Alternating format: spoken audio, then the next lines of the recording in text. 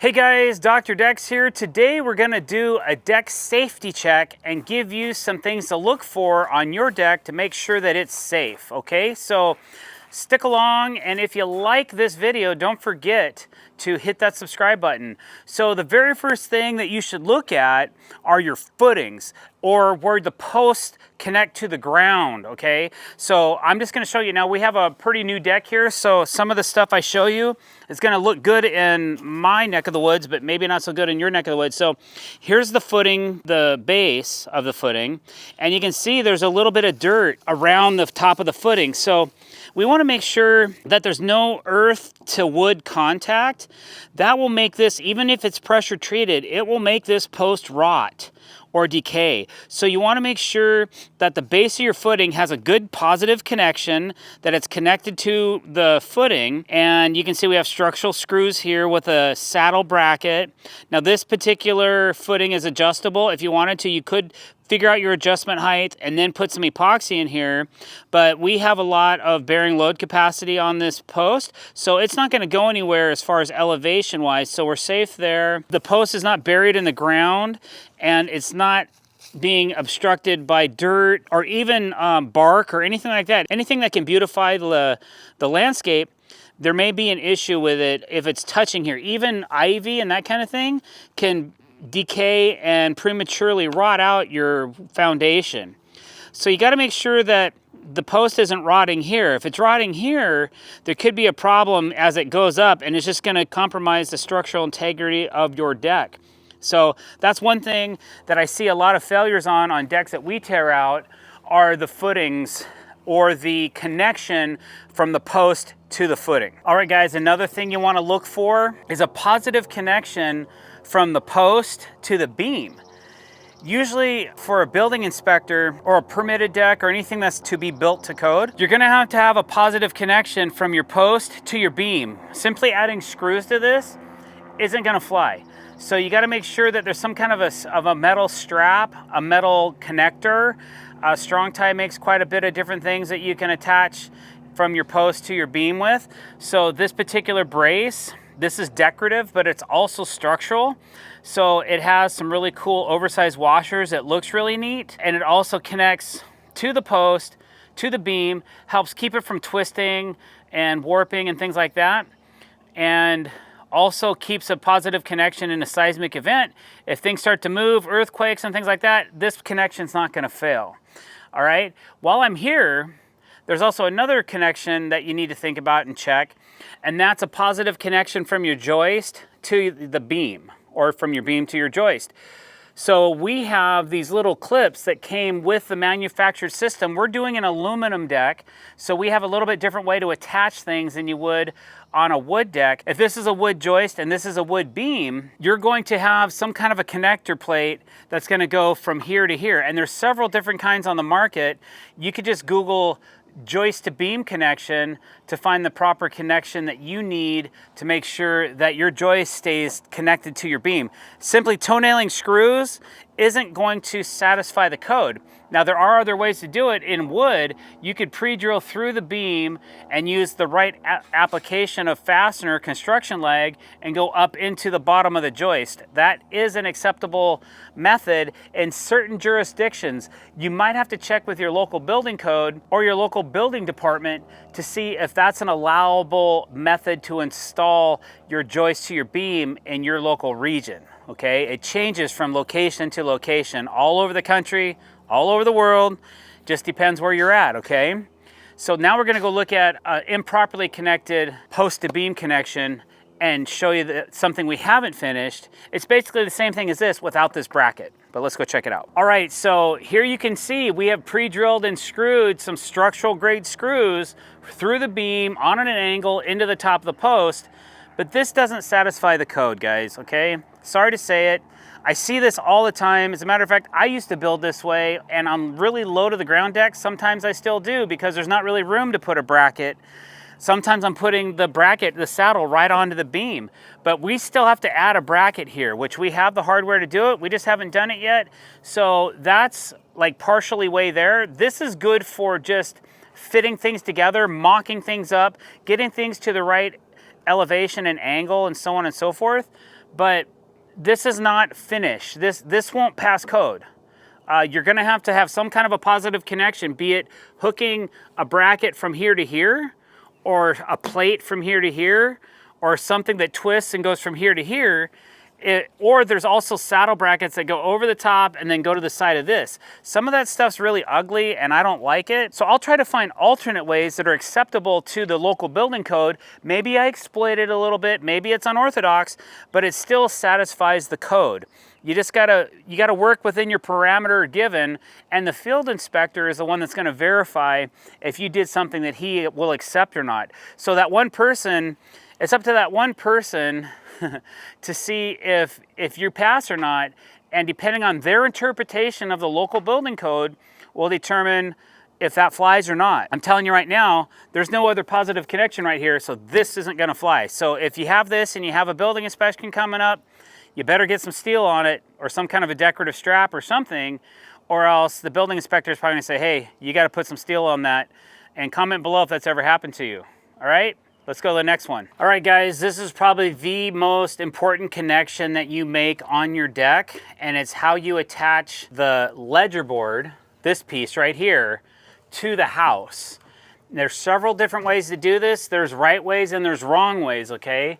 So you can see that there's an obvious fastener in a certain location because of the way we built our deck and because it's an aluminum frame. It's attached a little bit differently than we would a wood frame, okay?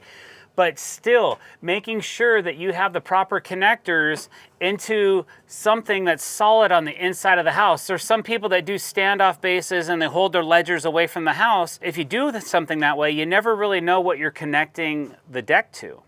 So I know, because I tore this apart, I know exactly what I'm connecting to. I can sleep really good at night because I know that there's solid blocking back here that I put every single fastener into and that it grabbed very well. So what we did is we did a prescriptive installation of these fasteners according to our engineer, because it's a little bit differently than what Fasten Master recommends. We install these staggered every so often, so we doubled up instead because we only had a certain amount of space for of area that we had an acceptable way to install these fasteners, because we had joists that stuck through the house and we're actually screwing into the blocks in between the old joists that we cut flush to the house.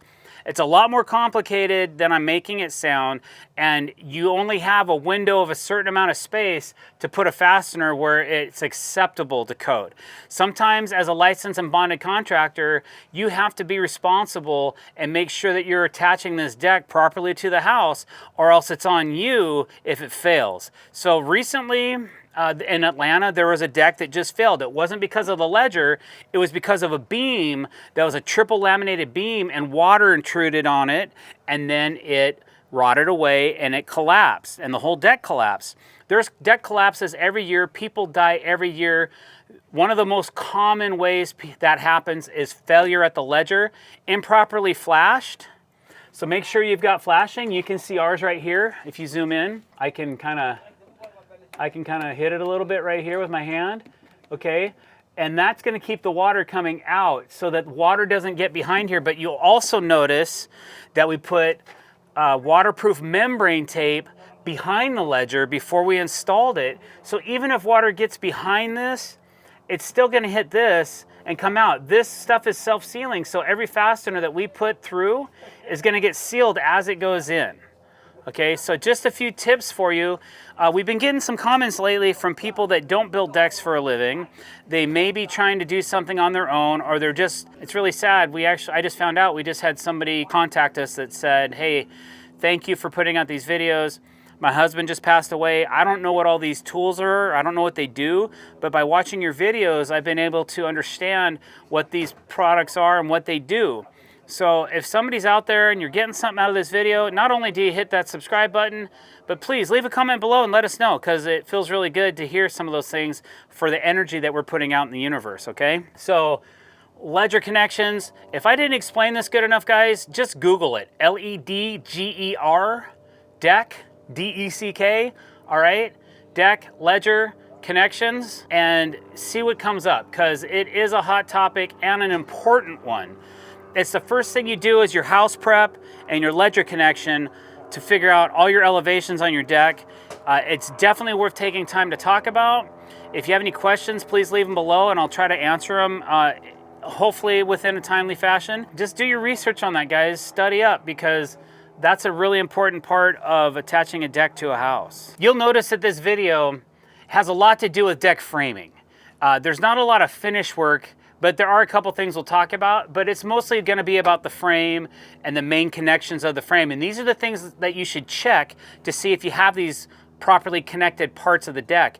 If you end up not having that, you might consider having a professional come over and inspect your deck and see if there's a couple things that maybe either you need to do or hire somebody to do for you to make sure your deck is safe. Okay, improperly spanned materials is another problem, but that, if you run into that, you may just end up replacing the deck or sistering on more materials to try and decrease that compromised span.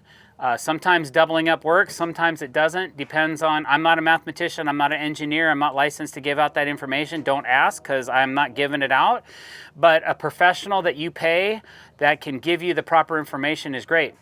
One other thing while we're here, now I don't have them installed on this particular frame because this is a metal frame and not a wood frame, are properly installed joist hangers.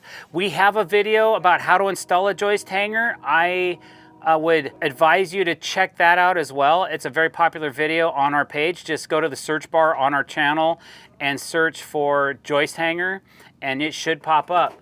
But having a proper joist to ledger connection is also very vital.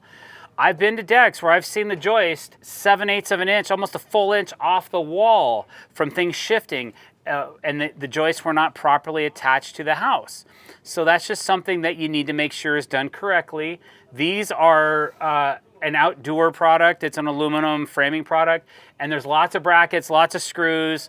I'm confident that these are never going to pull away from the house, but you can use a strong tie joist hanger as well, and you can fasten it a couple different ways, but make sure you're using the proper approved fasteners that go with the joist hanger, or you're going to void the warranty and it's not going to work for you for code compliancy. You got to use a specific size Tico nail or a joist hanger nail, or Strong Tie makes joist hanger screws that are structural, and you can use 1.5 inches into the ledger, and then you got to use a 2.5 inch screw that on angle through the angled sections of their joist hanger to make it compliant. It's called double shear screwing or double shear nailing, and that keeps the joist attached to the house.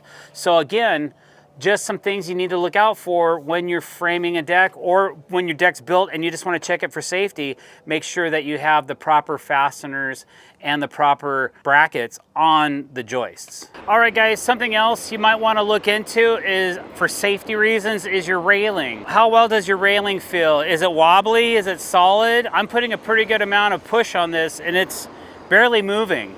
So making sure that your posts are solidly attached to your frame. There's a couple different ways that happens. If you have surface mount posts, there's solid blocking. If your posts go into the deck, they should either be box framed into the framing. Sometimes they're bolted from the outside. Make sure all those bolts are nice and snug, but they're not stripped, and that your railing isn't moving around too much. It's supposed to withstand 200 pounds of force. So if you really bump into this rail, it'll deflect a little bit, but it's not gonna make you go through and fall to your demise, okay? So properly installed hand railing is really important, and it's something you should definitely check and make sure that the point loads are solid so that you're not having issues with like somebody that really trips and falls and really needs this as a safety rail or a guard rail, and that they're at least 36 inches up off the surface of the deck, okay? Really important stuff there. All right, guys, and so one final thing, obviously, is the surface of the deck. This deck's brand new. It's PVC. It's a product called AZEK TimberTech. It's gonna last a really long time, but you may look at your deck boards and see how well the longevity of the boards are, see how the lifespan on the decking is doing. If you see any decay, usually that decay is gonna become worse over time. So if deck boards are already soft, there's probably areas on the deck where they're rotting through. If deck boards are rotting through, at the minimum, they should be removed and replaced with good deck boards, but usually by that time, the whole deck's shot. We see it all the time when we see compromised decking. Usually the framing's already shot as well. So you gotta get up and look at it, take a screwdriver and poke into the framing. If your screwdriver is poking into the wood too much, that wood's probably rotten as well. Again, if you're not sure or you don't know what you're doing, don't hesitate to hire a contractor to come out and give you a safety inspection and take a look at that deck and make sure that it's safe. So there's some things for you guys to look out for summer to make sure your deck is safe. Make sure that ledger's properly attached. Make sure that those posts and beams are connected so you don't have any issues when you have that big barbecue and there's 15 people on the deck and they all walk to the outside of it all of a sudden because something's going on in the lower yard and they all stop at the same time. That's what pulls a deck off the house. That's what collapses. That's how people get injured, man. So be careful and enjoy your summer, guys. Thanks for watching this video. If you liked it, hit subscribe. Have a great day.